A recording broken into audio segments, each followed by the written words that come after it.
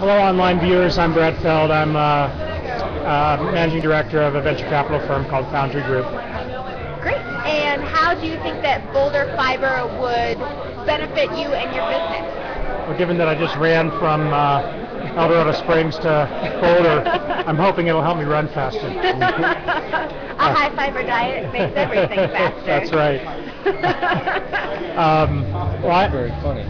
I invest in software and internet companies, and a bunch of the local companies around town are companies that we've helped start or invest in. And I think very specifically the ability for us to use even higher bandwidth communication amongst and between the companies, as well as across all the employees that work from home, would be really significant. We're already seeing a big trend towards a lot more video conferencing, a lot more remote activity.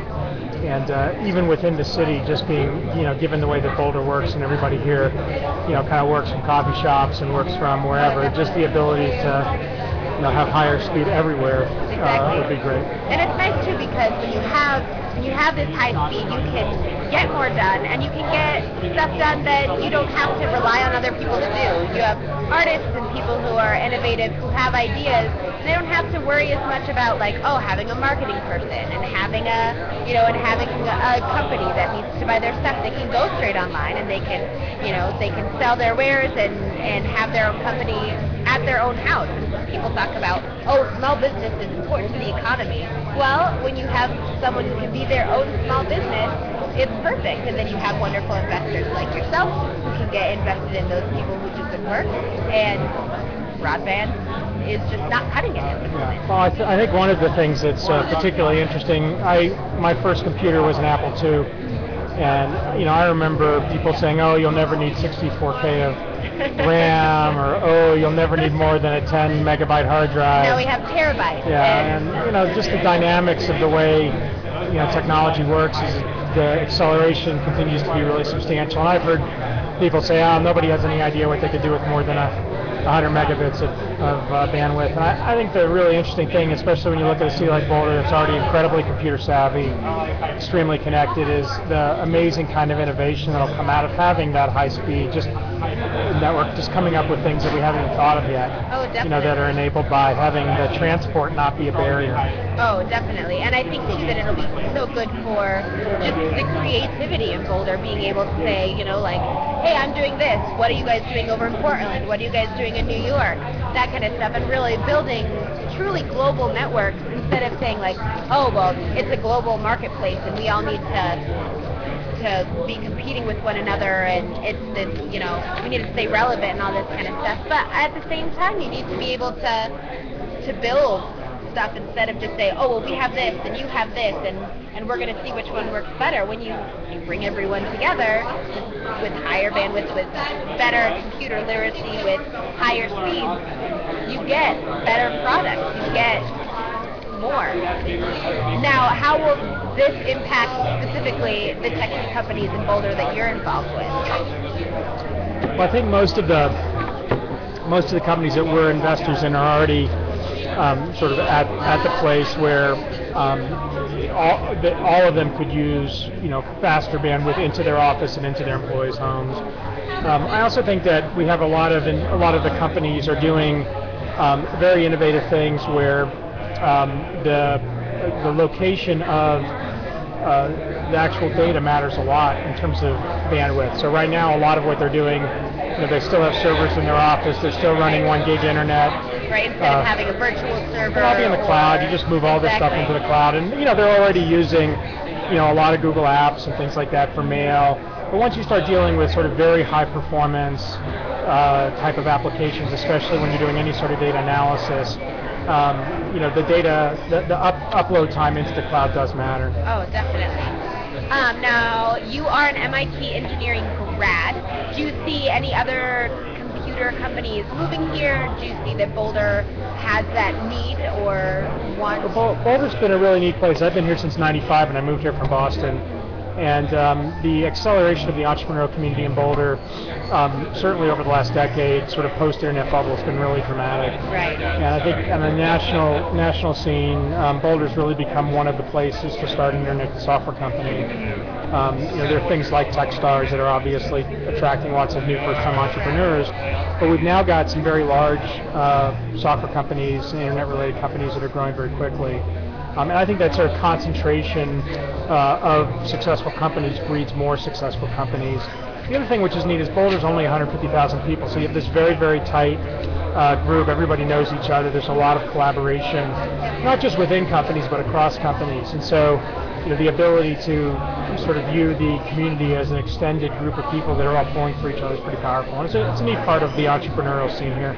Of course, and I think it's important too that we're all very, we live in this beautiful, beautiful city, and so it's impossible to, you have all this tech stuff. You have people, we have more PhDs per mile. We get outside and we hike and we bike and using the internet to, say like, okay, well, I want it to be fast and I want it to be efficient, so I don't have to stay all day on my computer. I don't have to go in on Sunday and make sure their servers are up, because I can go do things that are good for me, good for our health, good for everyone in general. Do you think they're going to come here?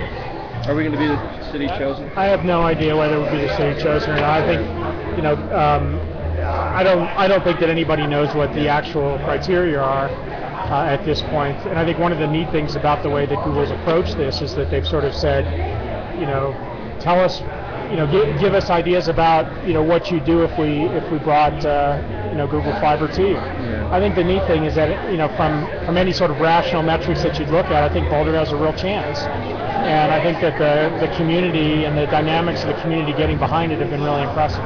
I asked a few people, excuse me for interrupting, I'm the man behind the, hey, what does this mean, the fiber and the technology? What's gonna change?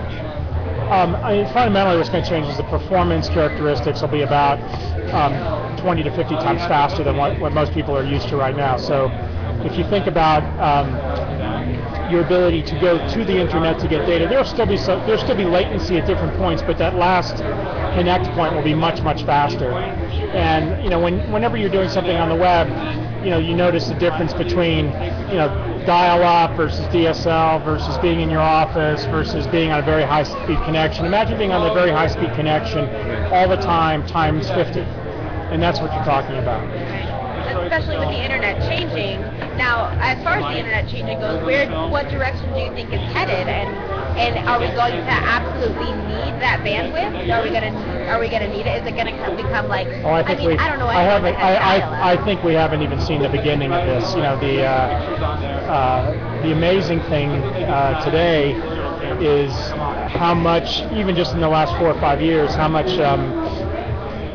broadband has changed the usage of the internet, considering how it was used between 95 and 2000 when it was first commercialized. And the U.S. has lagged behind other countries pretty dramatically in terms of high speed and high speed density. And it's something that I think is important for us to continue to really focus on.